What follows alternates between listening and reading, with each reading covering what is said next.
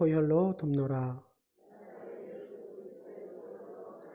나사렛 예수 그리스도의 보혈로 돕노라. 나사렛 예수 그리스도의 보혈로 돕노라. 아멘. 예수님의 보혈이 우리의 영과 정신과 육체를 온전케 하고 여러분의 가정을 온전케 하시는 줄로 믿으시기 바랍니다.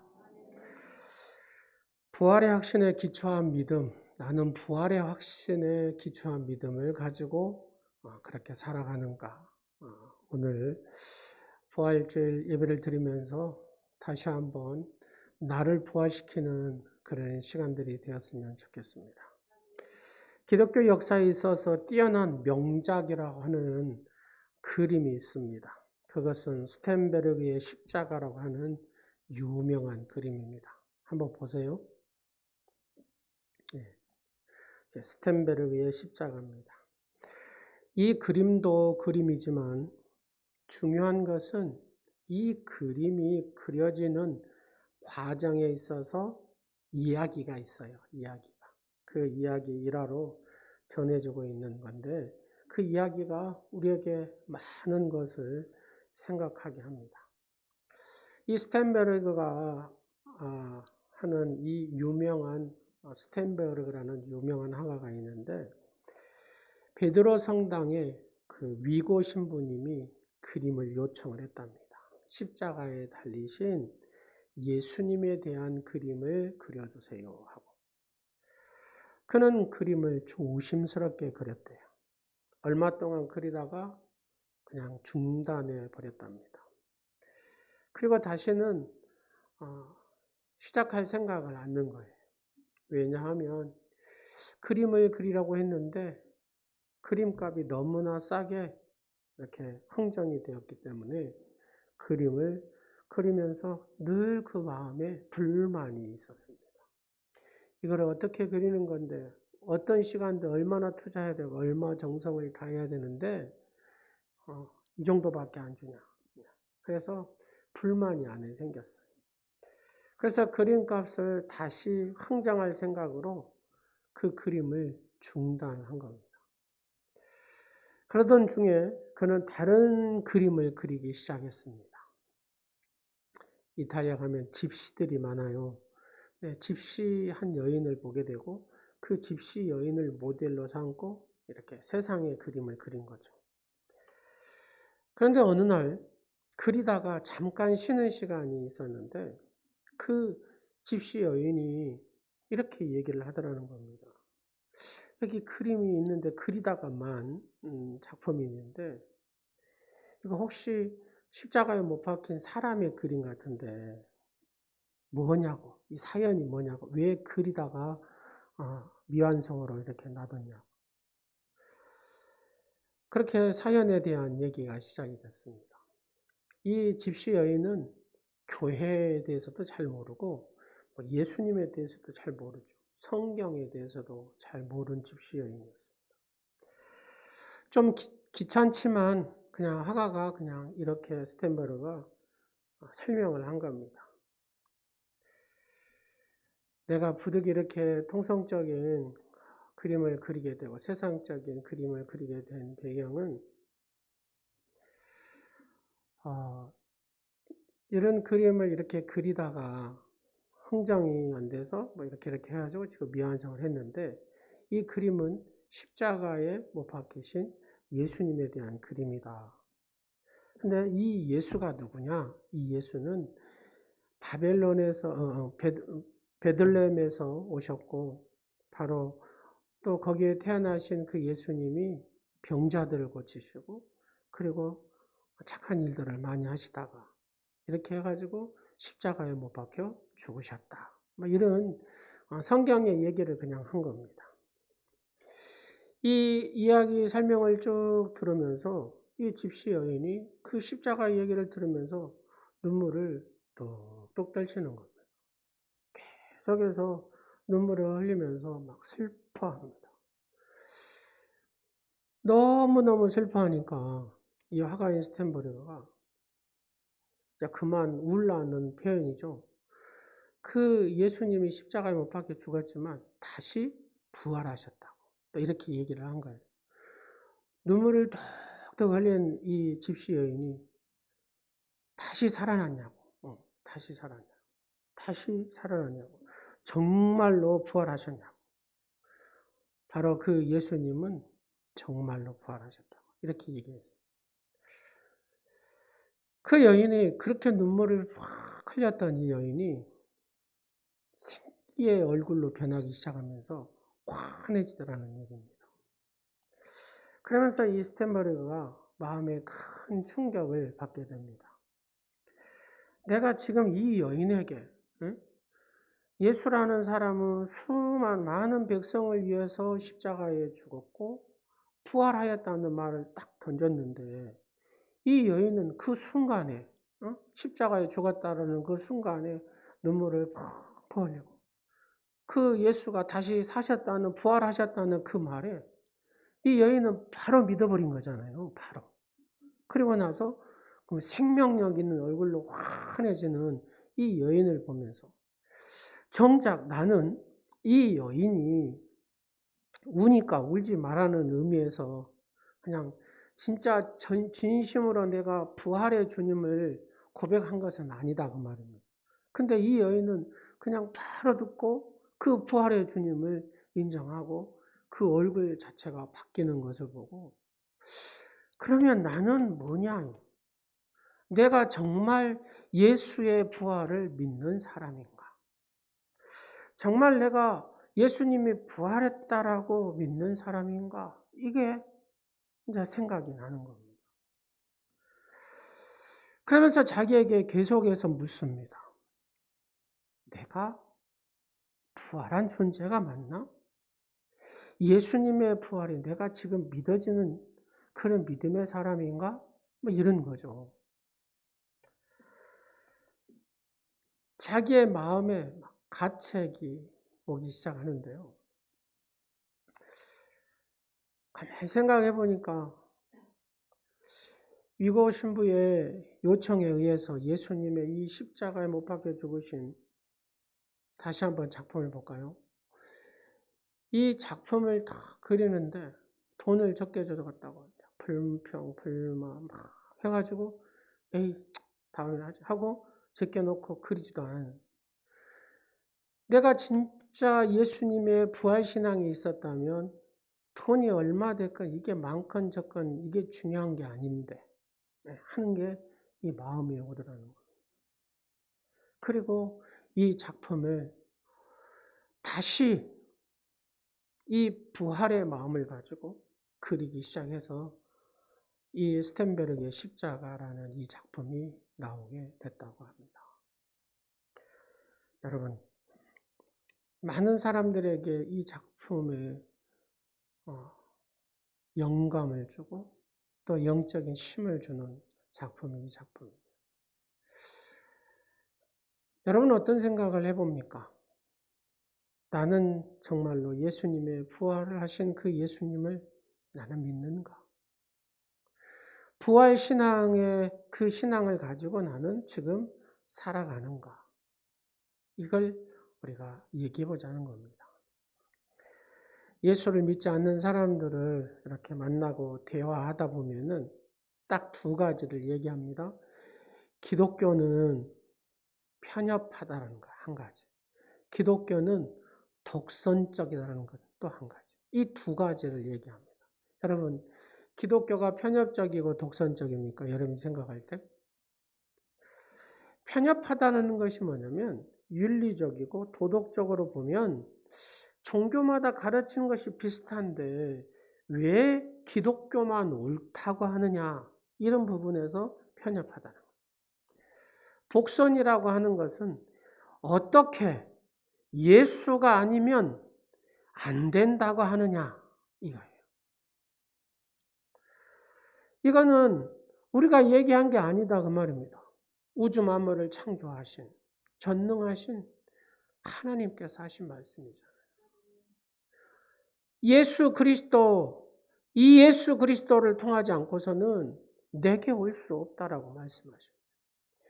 요한복음 14장 6절에 주님이 이렇게 말해요. 내가 곧 길이고 진리고 생명이다. 그렇습니다. 나로 말미지 않고는 아버지께로 올 자가 없느니라 라고 말씀하세요. 진리는 변할 수 없는 거잖아요. 이 말씀은 변할 수 없는 절대 진리다 그 말입니다. 그 절대 진리, 예수, 절대 길, 예수, 생명, 예수. 그래서 기독교를 생명의 종교라 이렇게 얘기합니다. 그냥 어떤 종교란 표현보다는 기독교는 생명입니다. 기독교는 진리입니다. 기독교는 하나님 앞으로 가는 길입니다. 그 말입니다.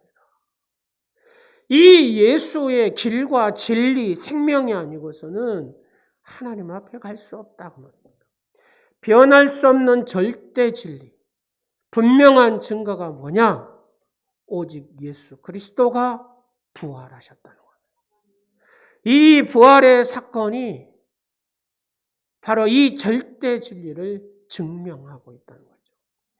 창조 이후 죽었다 스스로 살아난 사람은 오직 예수님밖에 없습니다.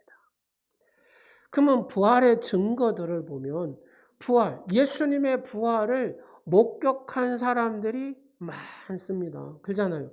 예수님께서 십자가에 못 박혀 죽으신 그 목격한 사람도 많고 그 예수가 나사렛 그 예수가 무덤을 열고 부활하신 그 예수님을 본 사람이 많다는 얘기잖아요. 오늘 본문에도 보니까 많은 사람들이 그래요. 이 예수님의 부활에 대해서 과학적으로 증명해 보라고 합니다. 과학적으로 보면 말이 안 된다고 얘기합니다. 그러나 과학에는 분명히 한계가 있잖아요. 여러분, 기적이라는 것이 과학적으로 증명됩니까? 그러지 않은 일들이 많다고 말입니다. 과학적으로 증명되지 않는다고 그러면 그것이 진실이 아닌 거냐? 그것도 아니라는 얘기잖아요. 과학적으로 증명되지 않는 것들이 얼마나 많습니까? 예수님의 부활에는 수많은 목격자들이 있잖아요. 오늘 본문의 5절, 6절, 7절, 8절 쭉 보면은 누가 봤어요? 예수님의 수제자 게바, 베드로가 봤다는 겁니다. 그리고 12제자가 예수님의 부활을 이걸 봤다는 겁니다. 그리고 500명의 성도들이 형제 자매가 이렇게 모였는데 그때 부활하신 예수님을 보게 됐다는 겁니다. 심지어 예수님을 믿는 자를 핍박하던 자신이 누굽니까? 여기에서 사도 바울. 사도 바울이 누구예요? 예수 믿는 사람들을 잡아다가 감옥에 가두고 핍박하고 그랬던 사람이 이 바울 아닙니까? 그리고 스데반 집사를 돌로 쳐 죽인 사람이 바울 아닙니까? 이 바울이 예수님을 만난 거예요. 다메섹에서. 그리고 그의 인생이 완전히 바뀌어버리잖아요. 그럴 때에 목격자들이 얼마나 그잖아요. 많았냐 그 말이에요. 그러면 많은 사람들이 다 목격했다고 해서 그것이 곧 사실이냐? 또 그것도 아니다 그 말이에요. 왜요? 그러잖아요. 사기꾼들이 막 100명이 모여서 다 사기쳐도 그 거짓말을 만들어서 할 수도 있잖아요. 근데 해서 많이 봤다고 해서 그게 사실이냐? 또 그거라고도 말할 수 없다고 말입니다. 그러면 목격자들이 얼마나 신실하느냐 이걸 보는 거죠. 이 사람들이 예수님을 목격한 사람, 마태와 요한과 야고보와 사도 바울이 그들의 기록한 이 말씀은 너무나 논리정연하고 신실했다 그 말입니다. 여러분 보세요. 그의 삶을 보면 알 수가 있잖아요. 예수님의 부활을 예수님이 우리가 믿는 예수님이 나사렛 예수가 부활하셨습니다. 다시 사셨습니다. 그거를 선포할 때 이 제자들이 부귀영화를 누렸습니까? 아니다 그 말입니다. 그들이 예수 그리스도를 선포할 때, 부활하심을 선포할 때에 고난이라는 것이 왔습니다. 예수님의 수제자인 베드로는 이 부활을 증거하다가 거꾸로 십자가를 못 박혀 죽습니다. 예수님의 제자들은 어떻게 합니까? 각각 그곳에 가서 어째요? 이 부활하신 예수님을 증거하다가 그 순교의 역사를 보면은 사람의 가죽을 다 제자들을 벗겨서 죽였다고 하잖아요.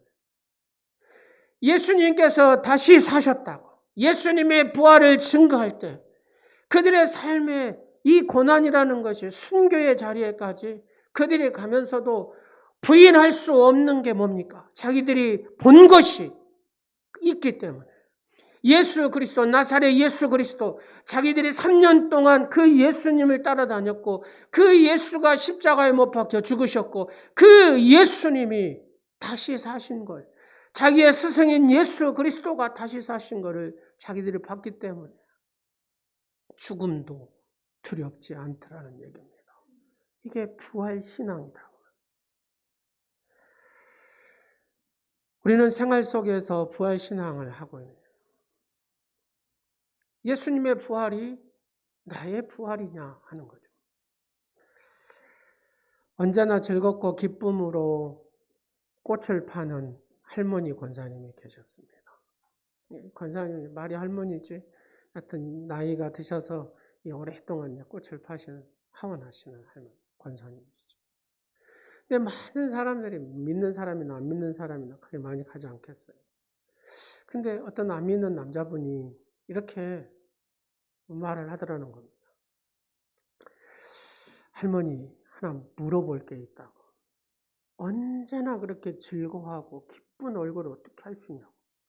할머니는 걱정, 근심이 전혀 없으신가 봐요.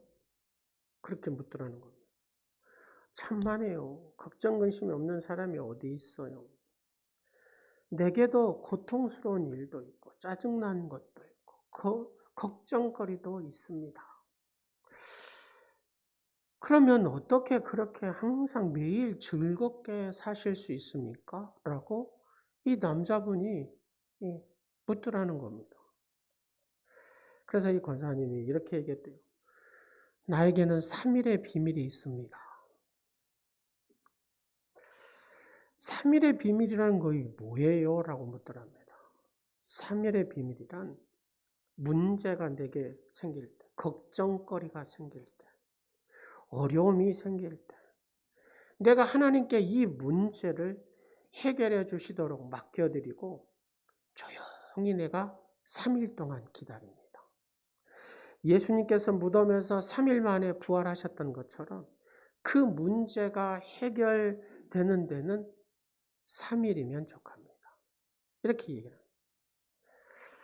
때론 3일 안에 응답이 되지 않을 수도 있지만 기다리면 때를 따라서 응답해 주시는 주님의 원리를 이 원리가 늘 동일하다는 것. 그래서 나에게 어떤 암흑 같은 고난이 와도 3일 후면 언제나 새로운 은혜가 찾아온다는 것을 내가 알기에 사는 게 늘 행복하고 즐겁고 기쁩니다. 이렇게 얘기를 하더라고요. 여러분에게도 이 3일의 비밀이 있기를 간절히 축원합니다. 그 전능하신 하나님을 내가 신뢰하면 그저 이 3일의 비밀 안에 그 하나님의 새로운 은혜와 은총을 내가 경험하게 되는 것이죠. 3일 동안 그 부활하신 주님을 전적으로 신뢰한다는 말 아니겠습니까? 목격자들이 어떻게 변화됩니까? 오늘 9절 말씀에 사도 바울은 다메섹에서 만난 부활하신 예수님을 만난 이 사도 바울이 어떻게 얘기하는가 보십시오. 제가 이해하기 쉽게 세 번역으로 오늘 말씀을 전부 다 이렇게 바꿨습니다. 나는 사도들 가운데서 가장 작은 사도입니다. 나는 사도라고 불릴 만한 자격도 없습니다. 그것은 내가 하나님의 교회를 박해했기 때문입니다. 여러분 다 아시죠? 사도 바울이 어떤 사람이에요? 예수 믿는 사람 막 감옥에 가두고 핍박하고 죽인 사람이 사도 바울이잖아요. 근데 그가 다메섹에서 부활하신 예수님을 만났어요. 그리고 나서 극적인 변화가 일어나는데 그렇게 핍박하고 박해했던 그 예수, 그 예수를 위해서 목숨을 거는 거예요. 이 바울이 말입니다. 하나님의 교회를 박해했던 이 바울이 교회를 세우는 거예요. 여러분, 이 바울이 걸음으로 걸어가는 곳마다 교회가 세워지고요. 60km, 100km 막 그 거리를 가는 곳마다 그가 들리는 곳마다 교회가 막 큰 교회, 작은 교회. 그렇게 교회를 박해했던 사람이 부활하신 예수님을 만나고 부활신앙을 갖게 되니까 이런 강력한 역사들이 사도 바울을 통해서 1차, 2차, 3차 전도 여행들을 쭉 보면은 어마어마한 일들이 벌어지고요. 로마가 다스렸던 각각의 모든 나라들은 다 신전들이 있잖아요. 근데 놀라운 것은 그 신전 자리에 교회가 세워지고요. 그 신전으로 썼던 것을 교회로 쓰고 이런 역사들이 일어나더라고요. 부활의 신앙, 그 부활의 신앙을 가지고 살아갈 때에 살아계신 하나님께서 동일하게 역사하신 줄로 믿으시기 바랍니다. 사도 바울이 이렇게 고백합니다. 14절 보니까 그리스도께서 만일 다시 살아나지 못하셨으면 우리가 전파하는 것이 헛것이요 또 너희 믿음도 헛것이다. 이렇게 얘기합니다. 그렇습니다. 예수님의 부활이 없으면 기독교는 말 그대로 사기극이잖아요. 예수 그리스도를 전하는 그리스도인들 또한 모두 사기꾼이 되는 것이잖아요. 그래서 부활이 중요하다 그 말입니다. 부활은 어떤 이론도 신화도 아닙니다. 엄연한 역사적 사건이 바로 예수님의 부활 사건입니다. 그렇기 때문에 우리에게 믿음의 확신을 가지고 그 부활하신 예수님을 증거하는 부활의 증인으로서 살아가는 것이 성도의 사명인 줄로 믿으시기 바랍니다. 그 독일의 프레센부르크라는 그 강제 수용소가 있습니다. 거기에 보면은 담당하는 군의관, 의사 있잖아요. 군의관이 있는데 그 군의관 중에 베스게라는 군의관이 있는데 이 베스게라는 군의관이 그 감옥에 있는 수용소에 있는 그 사건을 자기가 경험한 내용들 또 군의관은 마지막 사람을 처형할 때 그걸 보고 막 하잖아요. 그런 광경들을 늘 일기로 썼어요. 그 일기 중에 1945년 4월 9일 일기, 이 군의관 베르게의 일기를 제가 한번 읽어드릴게요. 히틀러에 의해 독일의 장성들도 사형을 당하고 외국인들이 사형을 당했다. 오늘 새벽 5시와 6시 사이에 카나리 제독과 오스트 장군을 포함한 사람들이 처형됐다. 그 중에 나의 영혼을 사로잡은 사람이 있었다. 본 해퍼 목사였다. 그는 처형장으로 끌려가기 전에 오랫동안 기도하고 있었다. 교수대에 올라가서도 잠시 기도했다. 그의 얼굴은 지극히 평화롭게 보였다. 오랜 동안 사형수를 보았지만 그렇게 기뻐하는 그 얼굴을 가진 사람, 또 기도하는 그 모습을 가진 사람은 처음 보았다. 나는 그런 죽음을 본 적이 없다. 저렇게 평안하고 기쁘고 담대하게 죽음을 맞이한 사람은 아무도 없었다. 신학을 공부하신 분은 본 해퍼 목사님이 어떤 분인가를 알죠. 자기가 그렇게 많은 사람 처형당을 봤는데 이 본 해퍼 목사님, 이 히틀러를 반대하다 처형당했거든요. 그렇게 기도하고 그렇게 평안하고 그렇게 기쁘고 담대하게 죽음을 맞이하는 사람은 이 본 해퍼 목사님 외에는 본 적이 없다라고 기록하고 있습니다. 본 해퍼 목사님 이 부활의 신앙이 있었다. 부활의 주님을 여기에 모시고 있었다. 죽음 앞에서도 두려워하지 않는 그 평안할 수 있는 얼굴, 기뻐할 수 있는 얼굴, 잠잠히 기도하며 주님과 이 죽음을 맞이할 수 있는 담대함. 부활 신앙이 아니고서는 이렇게 살 수가 없는 것이죠.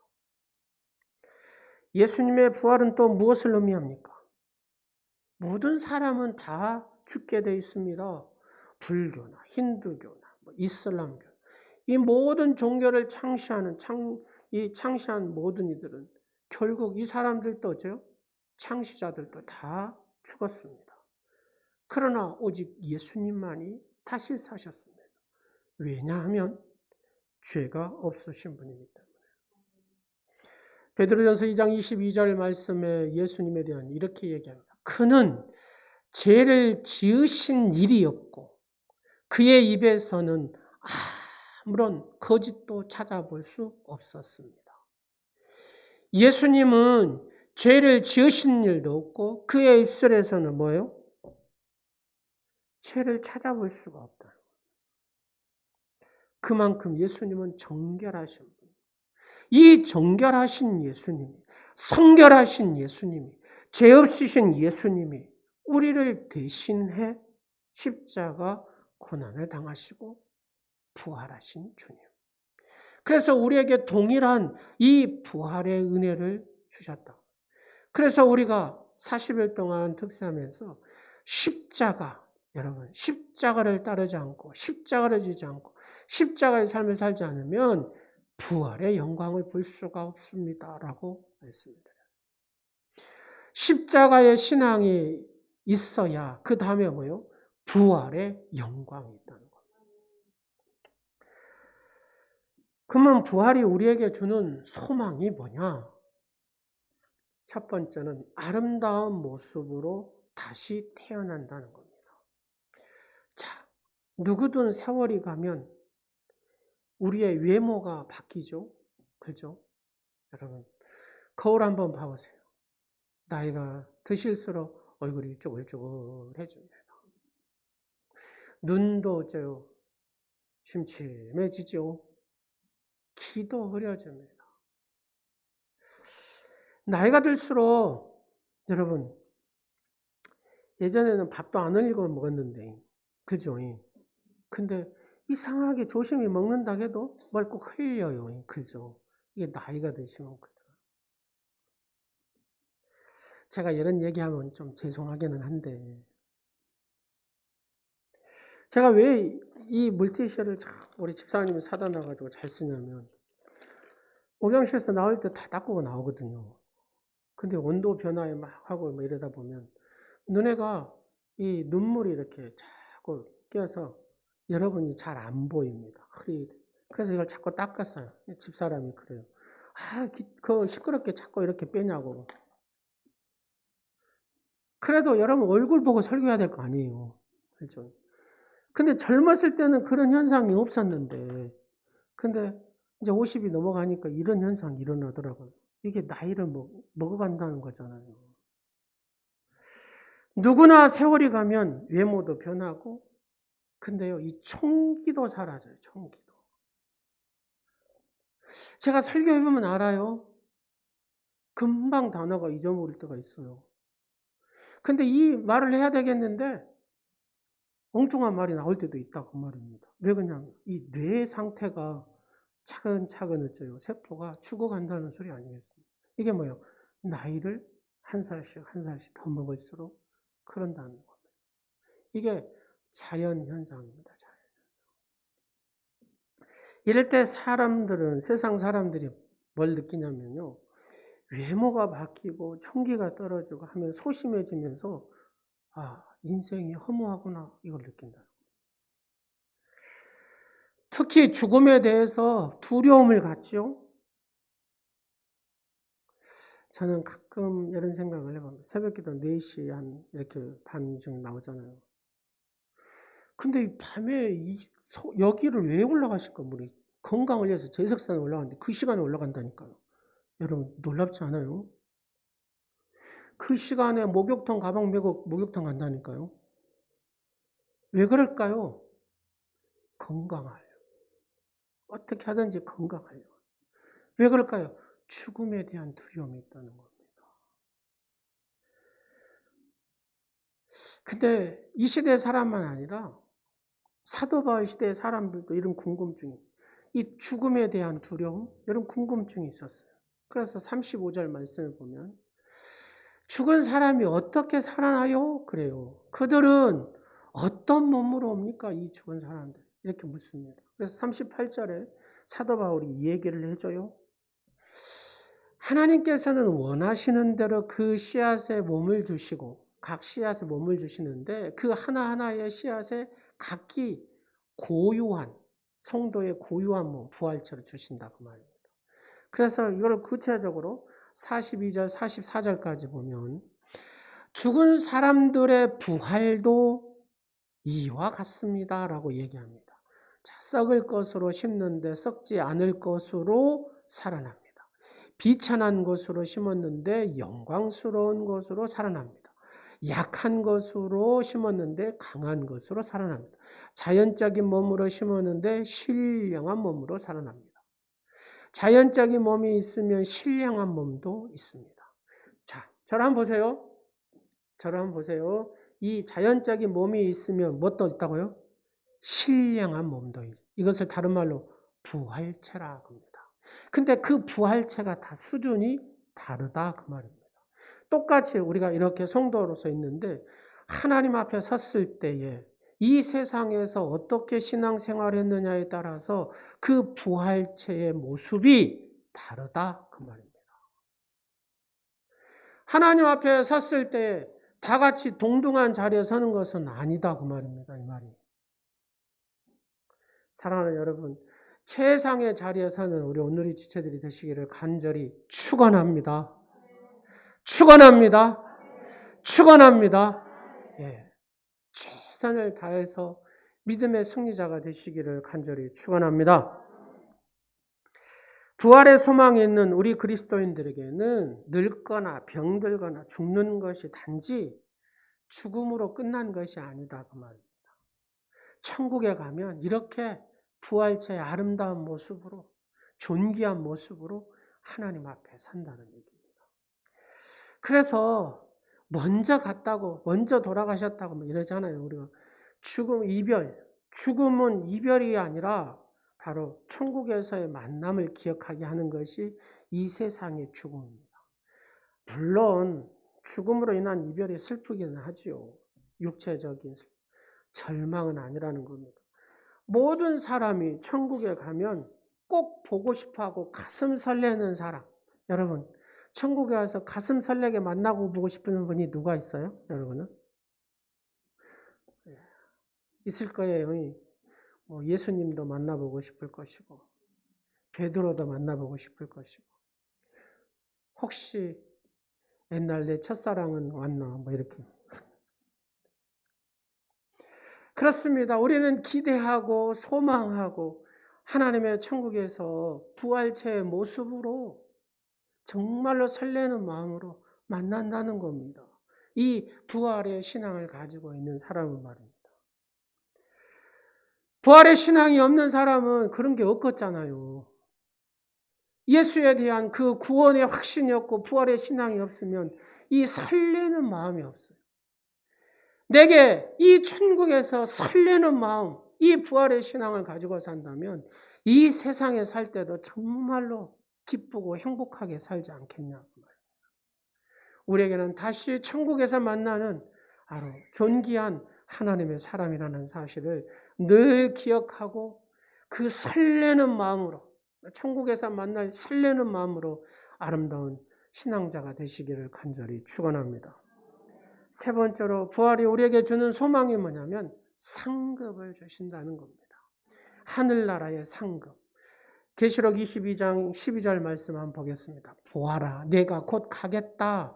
나는 각 사람에게 그 행위대로 갚아주려고. 뭐라 그래요?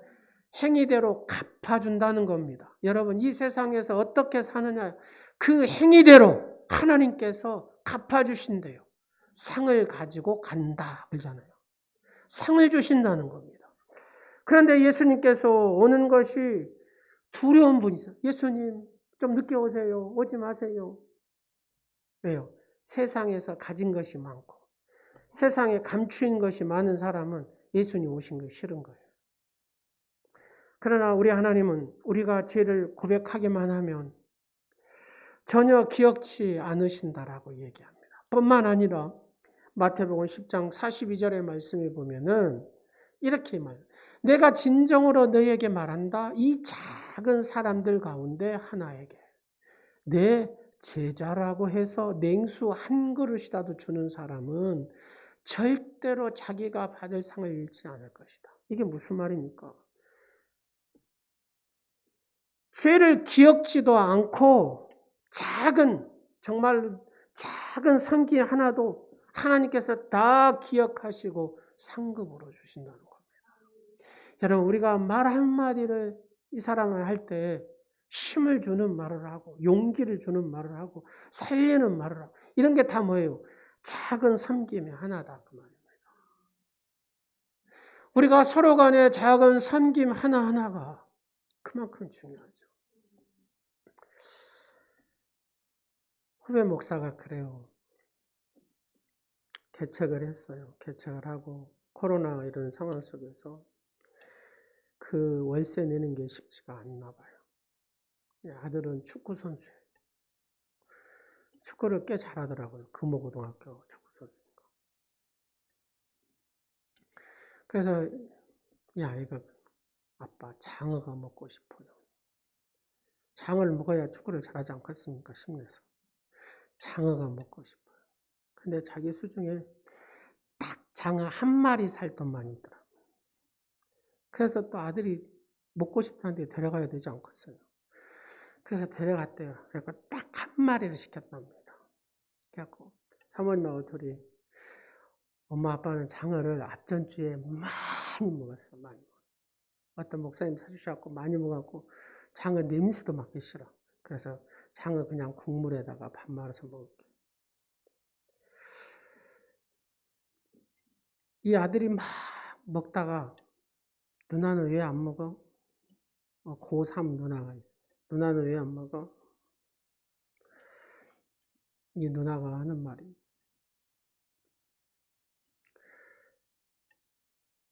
장어에서 냄새가 나서 안 먹어. 그렇게 얘기해요.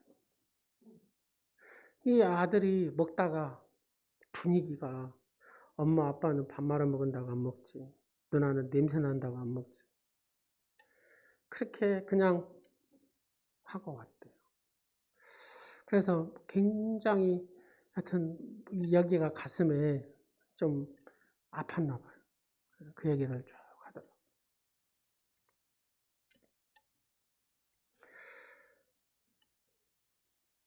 여러분, 우리가 사순절 동안에 금식하고 한 끼씩 1,000원씩 금식 위해서 도와줍시다. 그리고 우리가 금식매 그 많지 않죠? 1,000원씩 해서 40회가 4만 원이잖아요. 근데 십시일반으로 하니까 개척교회도 도와줄 수 있고 어려운 이웃도 도와줄 수 있고 힘들어하는 성도도 도와줄 수 있는 헌금이 된다는 겁니다. 나 혼자는 안 되는데 많은 성도가 하니까 이게 된다는 얘기예요. 나 좀 내가 안 한다고 해서 그게 아니죠. 항상 공동체는 함께 하는 겁니다. 작은 섬김입니다. 이 작은 섬김은 하나님이 기억하시고 상으로 갚아주신다고 말씀합니다. 특별히 직분자로서, 교회 직분자로서, 또 셀 리더로서 분명히 수고하고 여러분 섬기면 때론 고난까지 감내하셔야지만 하나님은 반드시 상급으로 갚아주시는 줄로 믿으시기 바랍니다. 고린도 교회 전한 사도 바울의 격려의 말을 한번 우리가 보고 위로받고 힘을 냈으면 좋겠습니다. 다 같이 한번 읽겠습니다. 시작. 그러므로 나의 사랑하는 형제 자매 여러분, 굳게 서서 흔들리지 말고 주님의 일을 더욱 많이 하십시오. 여러분이 아는 대로 여러분의 수고가 주님 안에서 헛되지 않습니다.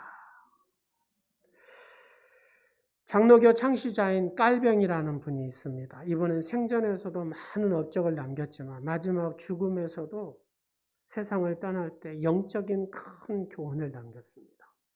이 깔병이 스위스 제네바에서 종교 개혁을 해서 장로교를 세웠습니다. 또 그 영향을 존 낙사라는 분이 영향을 받아서 스코틀랜드에 가가지고 장로교를 세우죠. 그리고 많은 지도자들이 이 깔뱅이의 영향을 받고 미국의 각 교회 바로 이 교회들을 막 세웁니다. 지금 우리 장로교, 우리나라 장로교도 누구의 영향을? 이 깔뱅이의 영향을 많이 받고 교회 시스템의 모든 것들을 이뤄가거든요. 우리 교회도 마찬가지입니다. 깔뱅이의 영향이 있죠. 근데 깔뱅이 죽을 때 남긴 유언이 있습니다. 지금도 유명한 일화인데 제가 가서 봐도 깔뱅이 그 무덤에 아무것도 없더라고요. 내 무덤에 묘비를 세우지 말고 내 무덤에 흔적이 없도록 해주세요. 그랬답니다. 깔병의 묘는 아무것도 없습니다. 정말로 그 유지에 받들어서 이 제대마에 가면 깔병의 무덤에 이름이 없어요. 그냥 깔병의 무덤 이렇게 얘기하지 이름 자체가 없어요. 그러면 왜 깔병이 이런 말을 했을까? 깔병은 죽음 뒤에 이 땅에서의 평가나 흔적은 흠이 없음을 이미 알았다고 말해요. 부활하여 천국에서의 삶을 소망하고 주님 앞에서 인정받고 싶지 세상에 인정받고 싶지 않다고 말해요. 이게 부활의 신앙의 주인공의 모습입니다. 우리는 작은 수고까지 기억하시는 주님께서 그렇잖아요. 사람이 몰라줘도 되잖아요. 여러분 목사가 몰라줘도 되잖아요. 꼭 목사가 알아줘야 됩니까? 하나님이 알아주시면 되잖아요. 주님이 알아주시면 되잖아요. 여러분 작은 일 하나하나도 하나님은 다 기억하시고 그렇게 하나님의 은혜를 베푸신다. 우리의 삶의 주관자가 되시니 우리의 인생이 성공할 수밖에 없지 않겠습니까? 승리할 수밖에 없지 않겠습니까? 주님 바라보고 헌신하시고 주님 바라보고 여러분 하십시오. 주님은 여러분이 하신 것 다 기억하시고 여러분의 인생에 승리의 삶을 주시는 줄로 믿으시기 바랍니다. 앞으로도 우리는 그리스도인들 부활의 확신에 기초한 믿음으로 살아가는 우리 오늘의 지체들이 됐으면 좋겠습니다. 기도하겠습니다. 좋으신 아버지 하나님, 사망 권세를 이기시고 부활하신 주님을 찬양하고 경배합니다. 주님, 우리에게 온전한 부활 신앙으로 살아가게 하옵소서. 모든 죄를 기억지도 아니하시고 나의 작은 섬김 하나하나까지 다 기억하셔서 상으로 갚아주신다고 말씀하셨습니다. 사랑하는 오늘의 지체들이 주님의 십자가를 붙들고 작은 수고까지 기억하시는 주님 앞에 최선을 다하는 우리 오늘의 지체들이 되게 하옵소서. 부활 신앙으로 부활의 증인으로 온전히 쓰임받는 아버지 하나님 오늘의 지체들이 되게 하옵소서. 오늘 예배하는 모든 성도들이 부활의 증인으로 존귀하게 쓰임받는 축복자가 되게 하옵소서. 예수님의 이름으로 기도드립니다. 아멘.